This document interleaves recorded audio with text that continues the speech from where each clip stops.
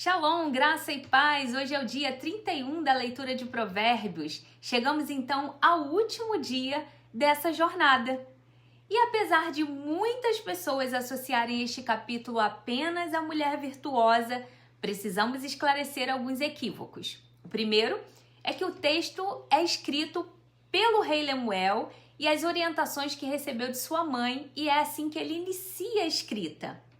Segundo, o texto é um poema e sua segunda parte é um acróstico, o que significa que cada verso é iniciado com uma das 22 letras do alfabeto hebraico e traz a mensagem sobre uma mulher de caráter nobre. E esse texto, ele é muito mais direcionado aos homens, nós vamos ver abaixo. Na primeira parte, o autor recebe a instrução de sua mãe a evitar vícios que podem destruir um governante e o impedem de agir em justiça e integridade, e a não se entregar aos prazeres com mulheres.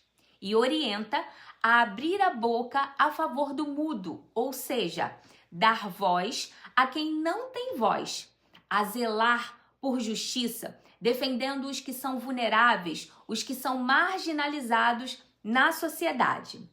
E só então, a segunda parte, vem o acróstico da mulher virtuosa. Nós vamos desconstruir alguns entendimentos aqui, porque muitas mulheres e até homens pensam que este é um poema que revela uma super-heroína, mostrando suas funções no casamento, na maternidade, nas habilidades domésticas e também de empreendedorismo. No entanto, a mensagem central desse texto é revelar o caráter de uma mulher.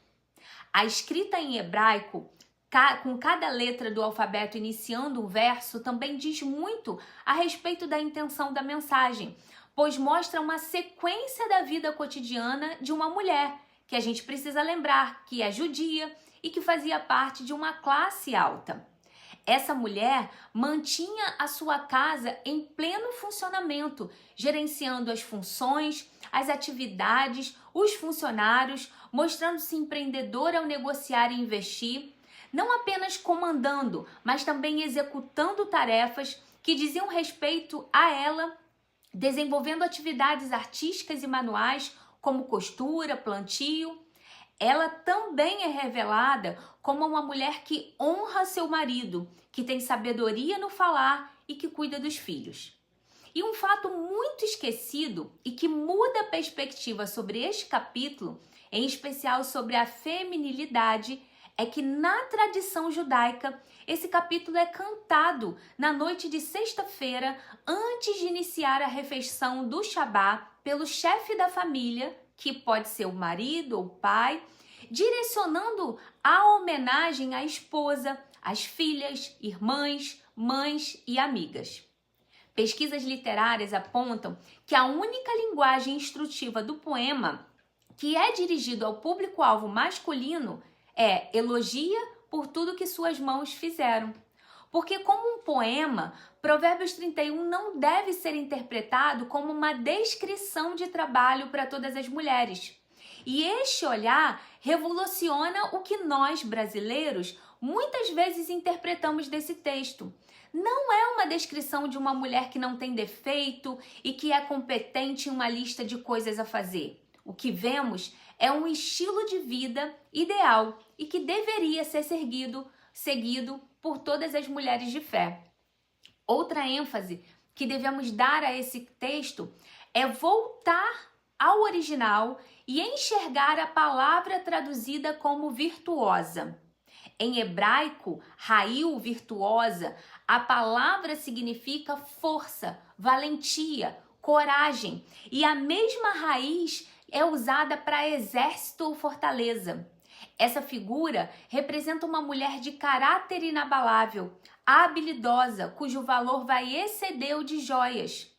Ainda sobre o significado da palavra, é preciso analisar o que na teologia é chamado de lei ou princípio da primeira menção, muito usado na hermenêutica bíblica, que é a ciência da interpretação.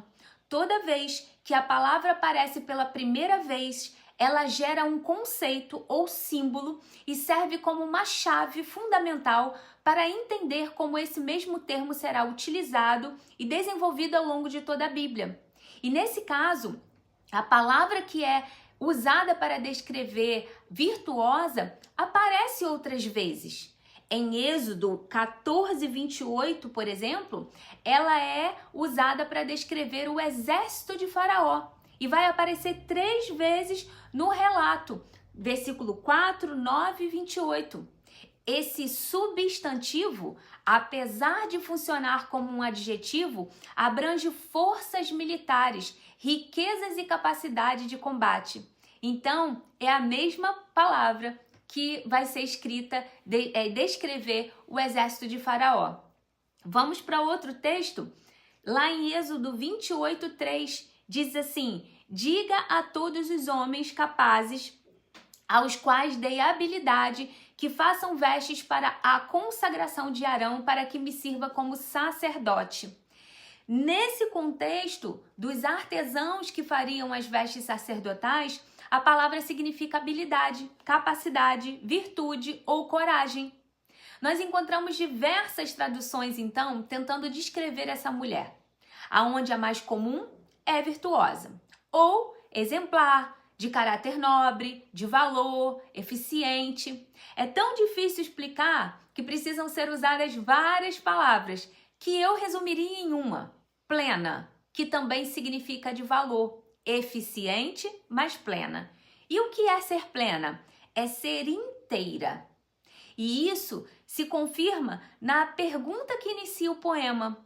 Uma mulher virtuosa, quem pode encontrar? Sendo que a tradução mais aceita é uma mulher de valor, quem pode encontrar?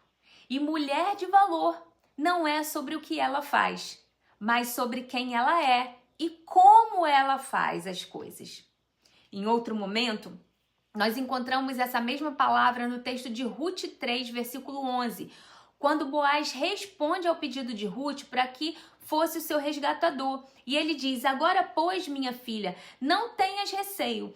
Tudo quanto dissestes, eu te farei, pois toda a cidade do meu povo sabe que és mulher virtuosa.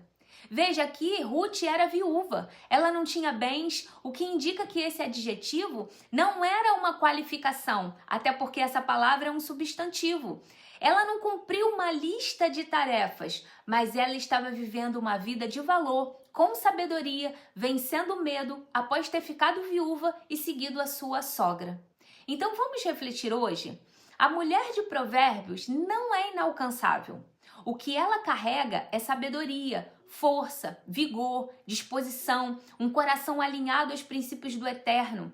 Essa sabedoria em administrar a vida e como se relacionar com as pessoas. Essa mulher que nós precisamos ser.